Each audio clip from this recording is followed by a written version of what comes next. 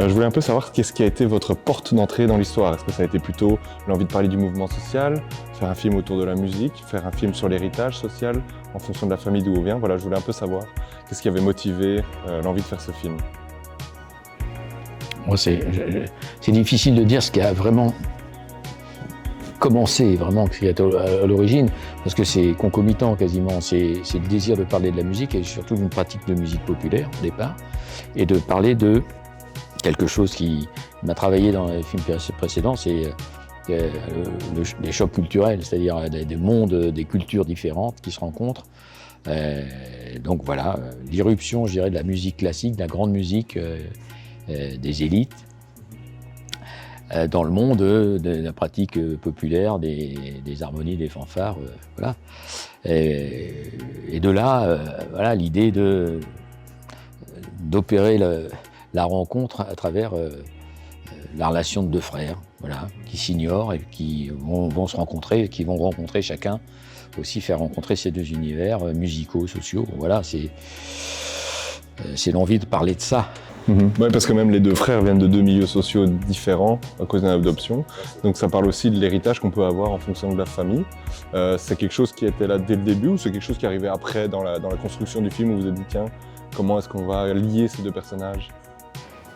Je crois que toutes les choses arrivent petit à petit en fait. On se dit pas au départ, tiens, on va faire un film sur le déterminisme social, par exemple. Je veux dire, tout ça se développe au fur et à mesure, effectivement. À partir d'un choc comme ça, on a deux personnages tellement différents, qui ont des parcours tellement différents, que voilà, on exploite, je dirais, leurs différences, tout simplement.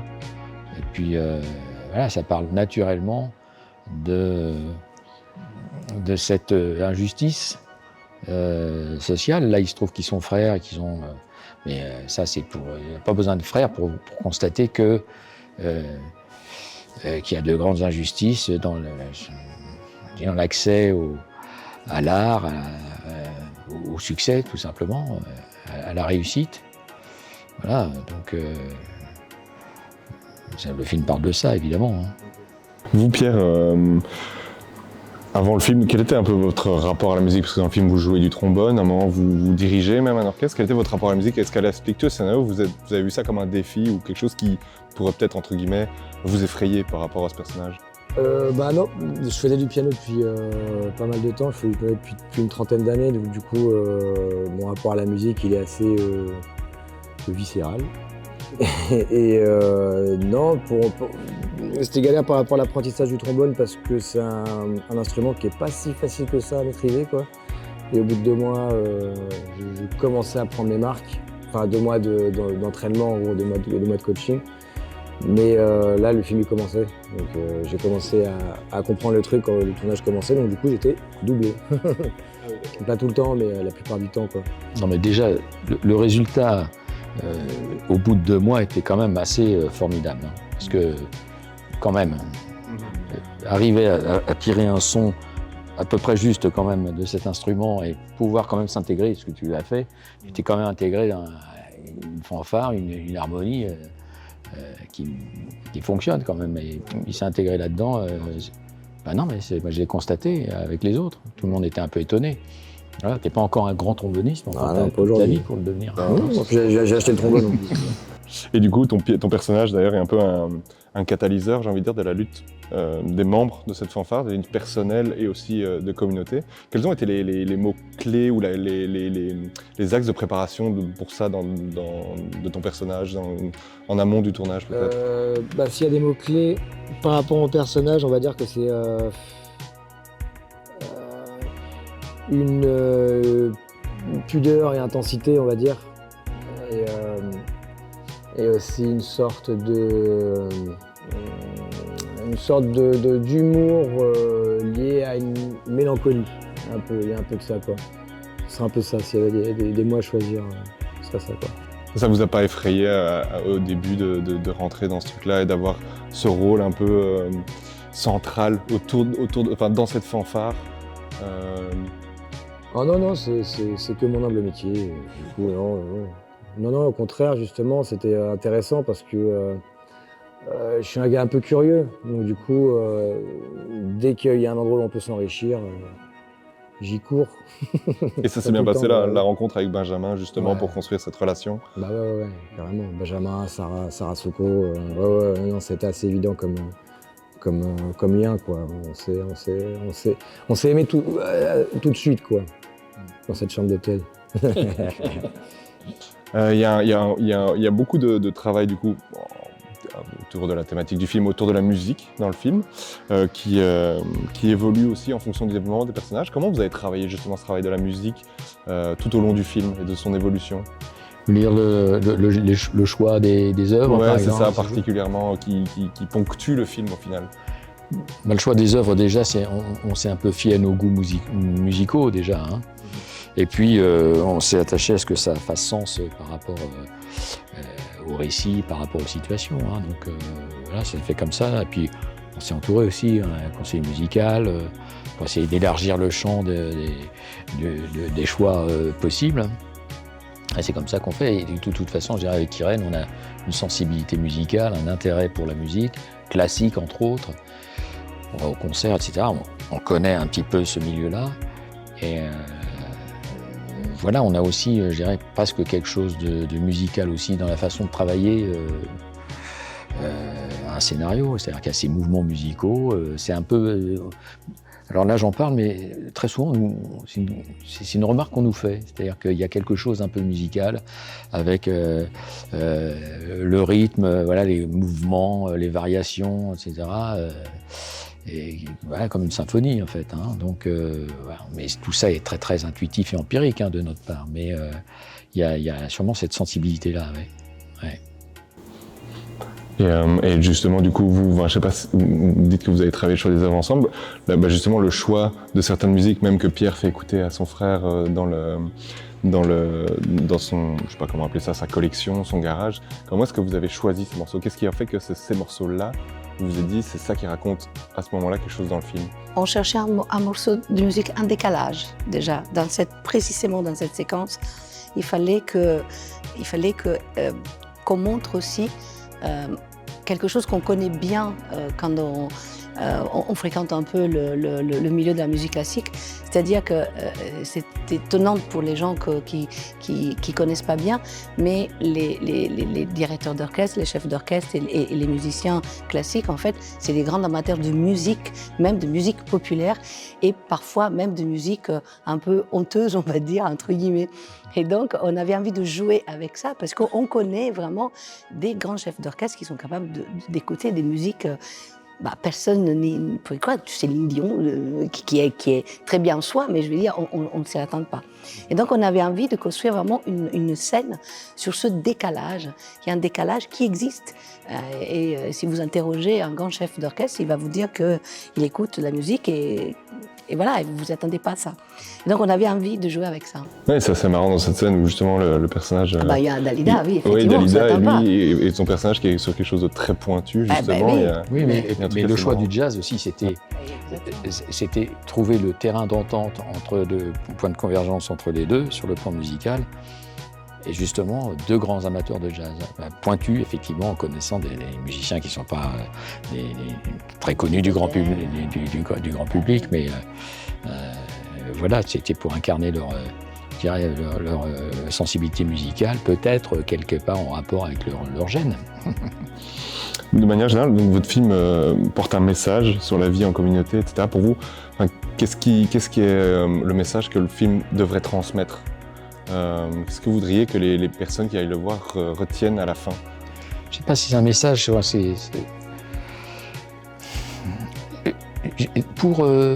pour résumer, je dirais que c'est peut-être que tout n'est pas perdu. C'est-à-dire qu'il y a quand même, il y a encore de l'humanité qui peut nous relier, c'est un peu, je dirais, le final du film aussi, c'est que malgré toutes nos différences, il y a quand même des choses, des terrains de rencontres et d'entente, la musicale, mais aussi humaine. Voilà, je pense que c'est quand même un film finalement qui porte quand même de l'espoir et en même temps qui est en même temps le constat d'une injustice sociale qui est qu'on est dans une société où c'est l'inégalité des gens ce qui règne. Et ça, c'est pas qu'en France, c'est un peu partout. C'est qu'effectivement, suivant l'endroit et le milieu dans lequel on est, les talents s'expriment ou pas, ou se révèlent ou non. Et voilà, c'est quand même un constat un petit peu, je dirais, cruel quand même. C'est pas un conte de fées. Hein. Tout d'un coup, le personnage de Jimmy ne va pas devenir un grand chef d'orchestre. Hein. Le train est passé, c'est trop tard. Mais il devient autre chose. On lui transmet quand même quelque chose. C'est que le personnage va devenir autre chose, effectivement, je dirais dans la mesure des possibilités, mais il y a une aspiration quand même. Il découvre peut-être l'ambition. C'est ça qui est beau aussi dans le personnage. Alors il y a un moment de malentendu, il cherche, mais il se grandit en tout cas. Et je pense que les personnages se grandissent dans le film. Alors ça, c'est peut-être un message quand même, c'est que la culture, la musique peut nous faire grandir.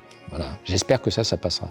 Qu'est-ce que tu en penses? Bon, j'en pense, je suis totalement d'accord. Et puis encore plus, c'est que l'éducation artistique est extrêmement importante. Et ça, par exemple, c'est un message qu'on a envie de transmettre. C'est que peut-être que le talent ne se situe pas là où on croit, mais que l'éducation artistique, en fait, nous permet de découvrir dans chacun de nous un talent, quel qu'il soit. Parce que chacun de nous a un talent. On n'a pas tous le même talent, mais chacun de nous a un talent. Et l'éducation artistique sert à ça, sert à découvrir le talent qui est dans chacun de nous. Et ça, c'est quelque chose d'important. Et je pense qu'il raconte aussi le film. Moi, je suis d'accord avec ce que tu dis, Irène, aussi, c'est que le talent est beaucoup plus répandu qu'on le croit. Et que quand on arrive à s'écouter assez, quand on n'a pas justement la chance d'avoir des accroches de façon à ce que quelqu'un d'autre le découvre, enfin c'est mal dit, mais quand on arrive à bien s'écouter, on peut le trouver aussi ce talent, quoi. Ça peut être de la musique, ça peut être de la peinture, ça peut être l'amour de parler, enfin, le talent oratoire et tout. Ouais. Pour vous, Jimmy, il s'écoute dans le film ou au contraire, il a besoin de... J'ai l'impression qu'il a besoin de ces moteurs extérieurs pour comprendre justement de quoi il est capable. Il y a quand même une forte, en tout cas, manque de confiance en soi, peut-être par le milieu, par le fait qu'on lui a jamais dit qu'il était. Ouais, c'est ça. Ouais, parce que je crois que même à la scène de l'oreille absolue, on va l'appeler comme ça, je pense que même lui, il savait pas vraiment qu'il l'avait, quoi, parce que on lui a jamais dit. C'est comme, je sais pas comment dire ça, mais regarder pour la première fois une couleur qu'on n'a jamais vue, quoi. Il y a un truc un peu comme ça, quoi. Et que lui, il est beaucoup dans le contrôle et je dis encore dans une sorte de pudeur qui fait qu'il n'avait pas accès même en lui-même à savoir qu'il avait ce talent-là aussi, quoi. Il avait cette aspiration, mais qu'il ne savait pas qu'il était aussi bon là-dedans, en fait, quoi. Oui, puis il y a une auto-dévalorisation aussi du personnage qui s'interdit, en fait. C'est ce que lui apporte son frère. S'il ouvre une porte, il lui dit « Mais attends, il y a du soleil, tu peux quand même faire autre chose. » Mais je trouve qu'il y a un échange aussi. Alors du coup, tu m'arrêtes si je me trompe, mais je trouve que l'échange avec le personnage de Benjamin Laverne, qui lui du coup apporte un peu ce côté musical, je trouve que Jimmy lui apporte aussi une certaine humanité. Lui apprend à ressentir des émotions qu'au début peut-être il se refusait. Ouais. Je sais pas si... c'est parce que peut-être que j'ai une connerie, mais de par sa condition, le personnage de Benjamin Laverne, il survole beaucoup de choses, parce qu'aussi il était aussi dans son taf, tout ça, hein. Et peut-être que justement son petit frère, c'est ça, va lui apprendre à se pencher sur des petites choses un peu sacrées, quoi. Que ce soit entre les liens entre des personnes ou un regard, quoi. Ouais. Benjamin trouve pas un frère, il trouve une famille. Oui, c'est ça. Et c'est à travers la musique, trouve aussi une famille qui vit la musique différemment par rapport à comme lui, il a vécu jusque-là. Et donc, on lui apprend aussi à vivre la musique différemment. Lui aussi, il apprend.